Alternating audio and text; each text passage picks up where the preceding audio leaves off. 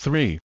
Cornelius Tacitus, a 1st-century Roman, who is considered one of the more accurate historians of the ancient world, well-known and respected ancient Roman historian, lived in AD 55 through 120.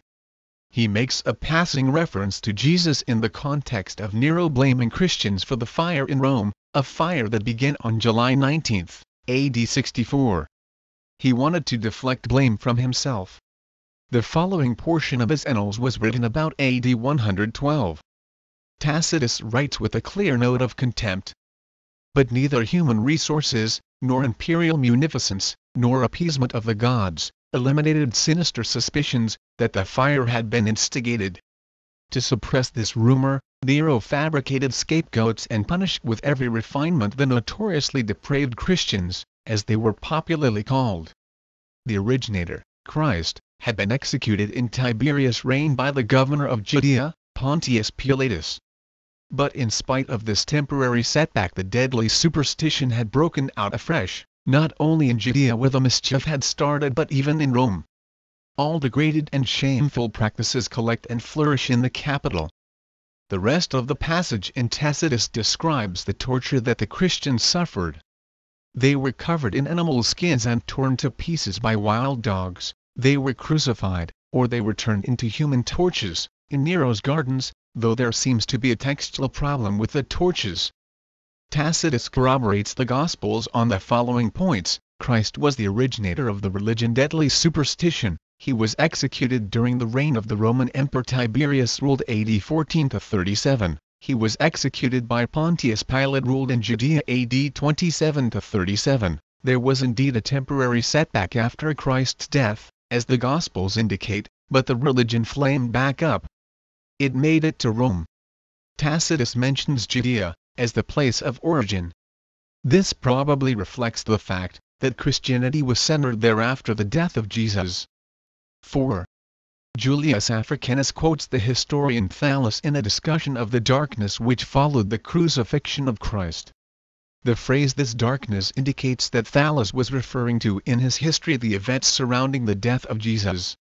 It is clear from this passage that both Julius and Thallus took it for granted that Jesus died and therefore existed. 5. Pliny the Younger, in letters 1096 to the Roman Emperor Trajan, describes the lifestyles of early Christians. They, the Christians, were in the habit of meeting on a certain fixed day before it was light, when they sang in alternate verses a hymn to Christ, as to a God, and bound themselves by a solemn oath, not to any wicked deeds, but never to commit any fraud, theft or adultery, never to falsify their word, nor deny a trust, when they should be called upon to deliver it up, after which it was their custom to separate, and then reassemble to partake of food, but food of an ordinary and innocent kind.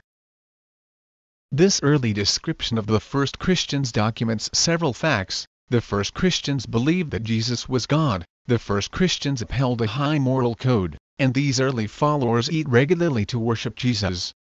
6. The Babylonian Talmud Sanhedrin 43a confirms Jesus' crucifixion on the eve of Passover and the accusations against Christ of practicing sorcery and encouraging Jewish apostasy. 7. In a manner similar to Thallus, Julius Africanus also mentions a historian named Phlegon, a freed slave, who wrote a chronicle of history around 140 AD.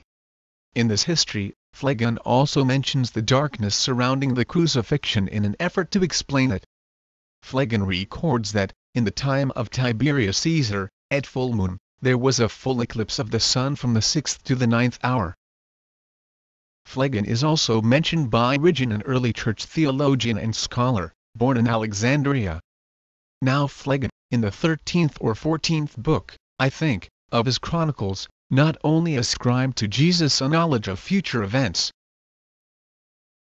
but also testified that the result corresponded to his predictions.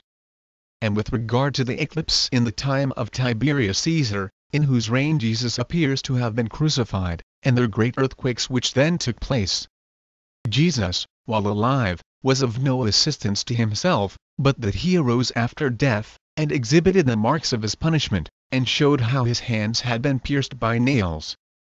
From these accounts, we can add something to our understanding of Jesus, and conclude that Jesus had the ability to accurately predict the future, was crucified under the reign of Tiberius Caesar, and demonstrated his wounds after he was resurrected.